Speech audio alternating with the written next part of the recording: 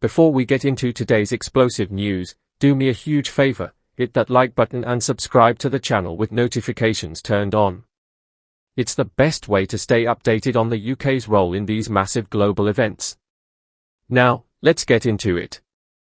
The world woke up to a seismic shift in global politics this weekend, and at the center of the storm is a direct clash between Washington's cowboy diplomacy and London's cautious rule of law. In a move that has stunned international observers, the United States has successfully captured Venezuelan President Nicolás Maduro in a massive military raid.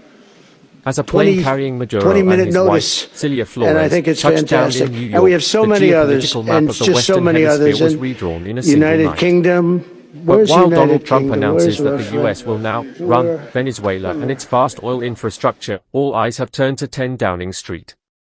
In the last 24 hours, Prime Minister Keir Starmer has broken his silence. He says he's shedding no tears for the Maduro regime, but he's also making it very clear that Britain was not involved in the strike. Is this a masterclass in diplomatic distancing, or is Starmer being sidelined by his most important ally? Today, we're diving into the secret tensions in Westminster, the risk to British nationals on the ground, and why this Panama-style invasion has put the special relationship on its most dangerous footing in decades. Let's look at exactly what has been said in London.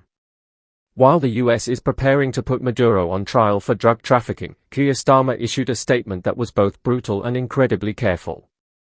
He called the Maduro regime illegitimate and backed a transition of power, but the Prime Minister was firm on one point: the UK was not involved in any way in this operation. This is a massive distinction. Usually, on matters of this scale, British and American intelligence are joined at the hip. By distancing himself from the tactical strike, Starmer is playing a high-stakes game. He's told broadcasters that he hasn't even spoken to President Trump yet, and that his priority is the 500 British nationals currently in Venezuela. The embassy in Caracas is effectively in lockdown, and Starmer is trying to prevent them from becoming targets of pro-Maduro militias. But it's more than just safety, it's about the law. Starmer is a former human rights lawyer, and he is visibly uncomfortable with the precedent of kidnapping a sitting head of state. He's repeatedly told the press that we must establish the facts and uphold international law, even as his allies in Washington are already celebrating the regime change.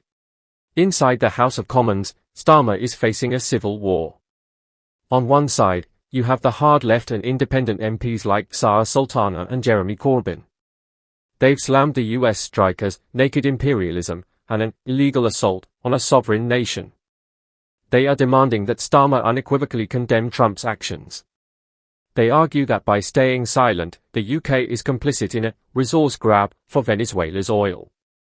On the other side, you have the Reform UK leader Nigel Farage and the Conservatives' Priti Patel. Patel was blunt, saying, "Nobody will shed tears for Maduro," and Farage admitted the move broke international law but suggested it might be a good thing if it makes Russia and China think twice. This puts Starmer in an impossible position. If he condemns Trump, he risks a trade war or a diplomatic freeze with our most important security partner. If he supports Trump, he risks a total loss of credibility with the UN and a revolt from his own backbenches. The Prime Minister is trying to be the adult in the room, but in this new era of global politics, the room is getting very crowded and very loud. Now, let's talk about Nicolás Maduro. For years, the UK has officially recognized the opposition, but Maduro held onto power with an iron fist. Trump's large-scale strike has ended that reign in hours. But what does this mean for the British economy? Venezuela has the world's largest proven oil reserves.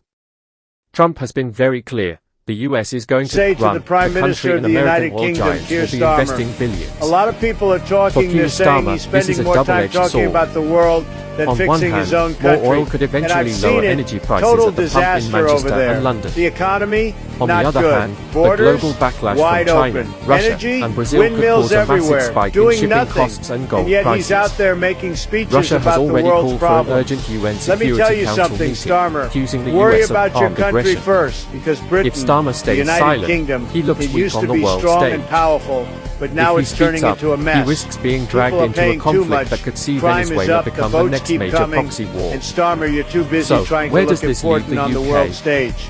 As we speak, Keir Starmer is waiting for a formal briefing from Washington.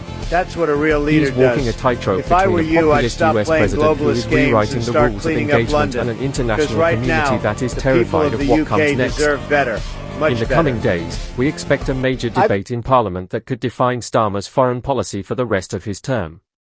Is the special relationship still special if we aren't even consulted on the biggest military strike of the decade? Or is Britain finally stepping back to become a more independent voice? It's a turning point for global history, and Starmer is right in the thick of it. What do you think? Should the Prime Minister have stood shoulder to shoulder with Trump, or is he right to distance the UK from this raid? Drop a comment below, I want to hear your thoughts. And if you found this breakdown helpful, please make sure to like the video and subscribe to the channel. We're tracking the embassy reports and the Westminster debates as they happen, so you won't want to miss our next update. Thanks for watching, and I'll see you in the next one.